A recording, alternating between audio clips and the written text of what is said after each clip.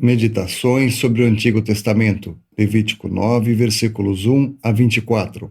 Para maior proveito, ore, leia na Bíblia os versículos indicados e medite nos comentários. A Epístola aos Hebreus mostra o sumo sacerdote adequado para nós, santo, inocente, imaculado, separado dos pecadores. Isso está em Hebreus capítulo 7, versículo 26. Que contraste com Arão, o sacerdote tomado dentre os homens, mencionado na mesma epístola, que tinha necessidade de oferecer sacrifícios pelo pecado não só do povo, mas também por si mesmo. Isso está em Hebreus 5, versículos 1 a 3. Isso é o que vemos ele fazendo aqui. Antes de poder se ocupar com os pecados do povo, Arão é obrigado a resolver diante de Deus a questão dos seus próprios pecados.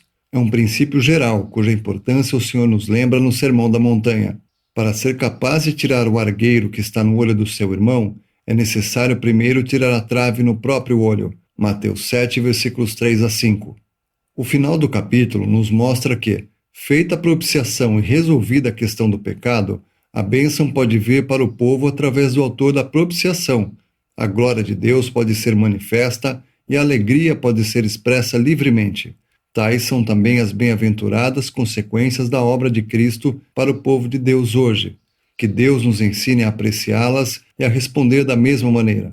Tendo terminado as oferendas, Arão então levanta as mãos para abençoar o povo, o que nos lembra o Senhor Jesus em Lucas 24, versículo 50. Tendo concluído sua obra de redenção, levantando suas mãos, abençoa os discípulos, a base de toda a bênção, a aceitação do sacrifício do Senhor Jesus. Então, Moisés e Arão entraram no tabernáculo, versículo 23. Típico do Senhor Jesus entrando no céu após sua ressurreição, mas saindo novamente, e mais uma vez abençoando as pessoas. A primeira bênção fala à igreja imediatamente após a ressurreição do Senhor, e isso continua durante todo o tempo em que o Senhor Jesus está exaltado no trono do Pai. Mas ele voltará a surgir no tempo em que Israel será abençoado com a maravilhosa bênção milenial. Moisés é uma figura de Cristo como governante, e Arão como sumo sacerdote, pois no dia seguinte Israel o reconhecerá como rei e sacerdote. Assim terá tanto a bênção do governo quanto a da mediação, função do sacerdote, mediador entre Deus e os homens. A semana da consagração acabou. O 8º dia estabelece o tempo da glória da ressurreição, o começo de um novo período de tempo. Isso é seguido de um acontecimento ainda maior, o aparecimento da glória do Senhor aos olhos de todo o povo.